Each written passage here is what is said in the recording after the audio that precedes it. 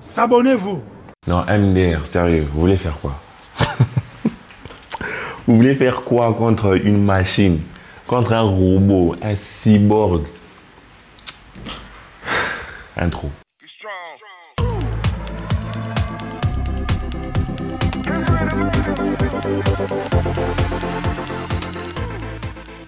Crystal Palace commence bien son match avec un braquage. Jones met un but contre son corps. C'est pas fait exprès, patati patata, on est d'accord.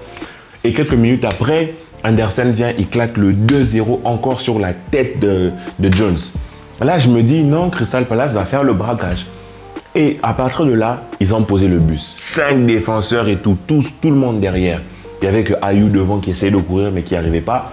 Et City, pression de malade, pression de malade. À un moment donné même, je me disais, mais Kevin De Bruyne n'est pas assez rose ou quoi, si vous avez la ref. Et ça ne donnait pas. Ils y allaient. Ça a duré toute la première période. Pression de malade. Donc, ils avaient la possession, ils avaient tout, mais possession stérile sur la première période. Mi-temps, ça revient. Il a fallu que Bernardo Silva... En fait, en guillemets, Bernardo Silva, il est super fort. Il fait tout le boug, en fait. Il prend le ballon très bas. C'est une sorte de, toute proportion gardée, mais c'est une sorte de Messi en moins fort. Vous voyez, c'est ça que je veux dire. Il prend le ballon très bas, il avance, il crée, il propose. C'est sur son côté que vient le but qu'il est... Vous voyez qu'il les réveille vraiment. Oh là là. Et ensuite, c'était la machine. Dès que ce but-là est entré, Crystal Palace s'est fait ouvrir en deux. Parce que le cyborg a été là. En fait, avant même, je me disais, mais alors, toi, quand c'est pas Stuttgart, c'est chaud parce qu'il marquait pas, tu vois, il ne participait pas dans le jeu. Il n'avait pas vraiment de poids dans le jeu, tu vois. Mais la grande classe de ces joueurs-là, la force des grands joueurs, c'est que dans le jeu, tu peux le trouver absent. Tu peux trouver que Haaland, quand on regarde son match, en fait, son implication dans le jeu, c'est vide, c'est pas Karim Benzema, c'est pas Luis Suarez Prime et tout, tu vois, dans son implication dans le jeu. Mais quand tu regardes son efficacité, mais c'est incroyable. Ce n'est pas le genre de mec à qui tu peux laisser de l'espace, comme sur le dernier but là où tu laisses 40 km entre lui et le défenseur. Bien sûr qu'il va planter. Bien sûr, il claque un triplé alors que de base, son match, quand tu regardes son match, il n'est pas ouf en fait. Mais l'efficacité devant, incroyable. Et Guardiola qui fait un coaching gagnant, qui sort Cancelo et tout, il dit vraiment on y va vers l'offensif et tout. Beaucoup de mouvements, beaucoup de... Cette équipe de City a failli vraiment se prendre un braquage en fait. Un braquage. Mais ils ont bien réagi. Alors que de l'autre côté là-bas, Liverpool, match que je n'ai pas pu suivre. Que des bouts. 9-0, bro. 9-0, c'est quoi à un moment donné tu doses? 9-0. C'est incroyable, c'est incroyable. Moi, en tant que fan du Barça, je vois Liverpool qui claque 9-0. Je vois City qui renverse totalement la situation. Et avec un Erling Haaland qui met 3 buts, Lewandowski, tu dois en planter 4. Demain, il faut qu'on gagne 7-0, quadruplé de Lewandowski pour qu'on se fasse respecter. Parce que dans d'autres cas, dans d'autres situations comme ça, qu'est-ce que je peux dire? En tout cas, ce jeu de City, c'est vraiment un jeu qui pourrait faire du bien à Haaland en fait. Parce que limite, il peut ne pas participer au jeu, vous voyez, il peut servir que de pivot pour certaines choses, il peut ne pas participer au jeu, mais il y a tellement de mouvements, tellement de solutions, tellement d'activités. Pep impose tellement de débauche d'énergie à ses joueurs que Haaland n'a qu'à faire un taf de neuf en fait. N'a qu'à sentir les coups, n'a qu'à se positionner, n'a qu'à faire les appels de balle. On les lui donne. Et la passe, Gundogan lui met tranquille. Super.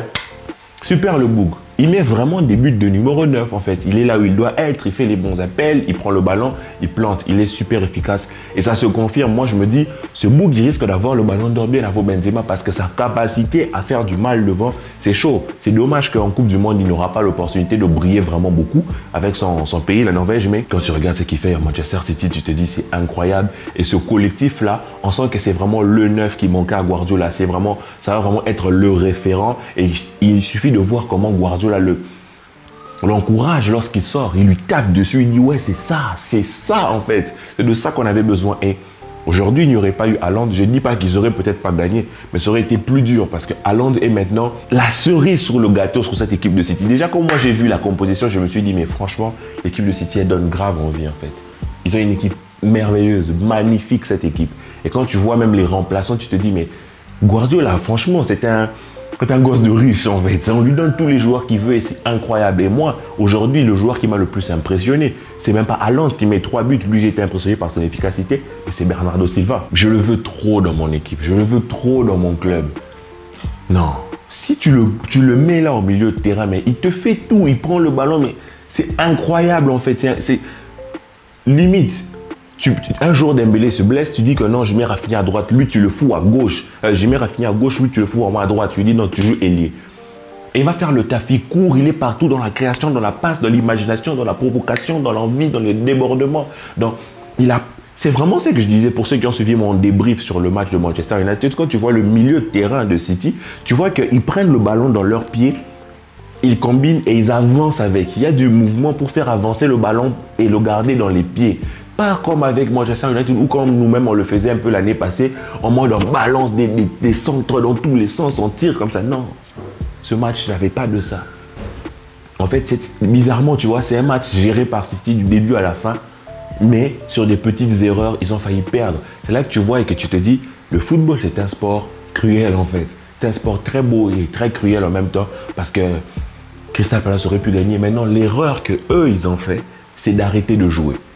Parce qu'ils ont arrêté de jouer trop tôt. À la 20e minute, déjà, ils menaient 2-0, pardon. Ils ont arrêté de jouer. Ils se sont regroupés derrière. Frère, c'est trop tôt. Parce qu'au bout d'un moment, il y aura la fatigue. Tu ne pourras plus courir dans tous les sens et tout. C'est ce qu'ils devaient faire. Et c'est que je pense que Patrick Vieira fera prochainement.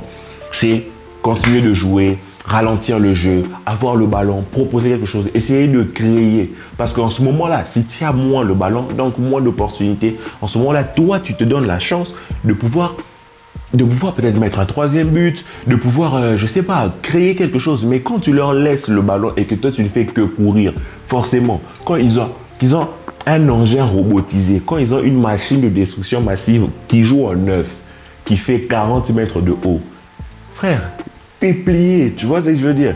Donc pour moi, ça a été ça l'erreur de Crystal Palace. Aujourd'hui, c'est une victoire totalement méritée par Manchester City, mais c'est aussi moi je dirais un mauvais match de Crystal Palace parce qu'ils n'ont pas, je pense qu'ils avaient les moyens de faire plus. Il y avait peut-être pas ça, mais je pense qu'ils avaient vraiment ils avaient les capacités pour au moins jouer un peu plus, proposer un peu plus, du moins à la première période. Tu vois, peut-être dans les dernières minutes, quand City commence à pousser, ça devient chaud.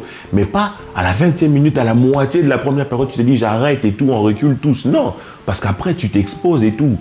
Fais ça dans les 20 dernières minutes. Mais là, c'est toute une mi-temps, plus 25 minutes que tu laisses ce ballon à City, alors que de base, tu as des bons joueurs de ballon. Ils peuvent prendre le ballon, le manier un peu, gérer le milieu de terrain, organiser les choses de terrain à ce que tout ça soit un peu construit. Donc moi, je pense que le pari de Patrick Vieira de jouer très défensif a été un pari perdant. Et le pari de Guardiola a été un pari gagnant. Et ils ont leur numéro 9, franchement. Et ils ont un très beau Bernardo, franchement, je sais pas. Xavi, débrouille-toi, fais ce que tu veux, me ramène-nous ce mec. Ah, j'ai kiffé. J'ai kiffé le voir jouer. C'est toujours un plaisir de voir des bons joueurs, des beaux joueurs jouer. Et les autres ne font pas de mauvais matchs non plus. Hein. Dans l'ensemble, City fait un match individuellement. Les joueurs font des bons matchs, ils se battent, ils créent. Ils sont très très hauts. Je ne sais pas si vous avez observé.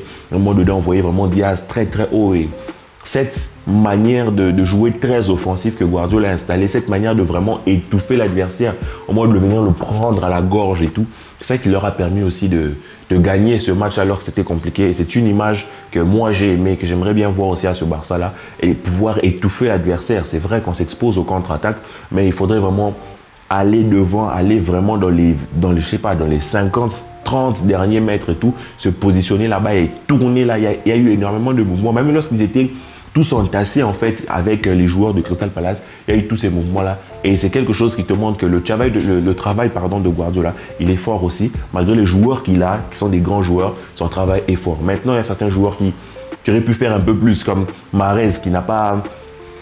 C'est un joueur talentueux, hein. Techniquement il est fort, mais je trouve qu'il n'a pas eu assez d'influence dans ce jeu-là.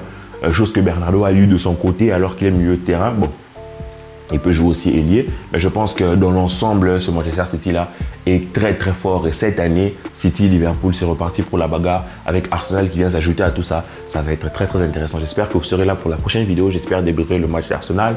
Que la paix soit sur vous les amis. On se revoit plus tard.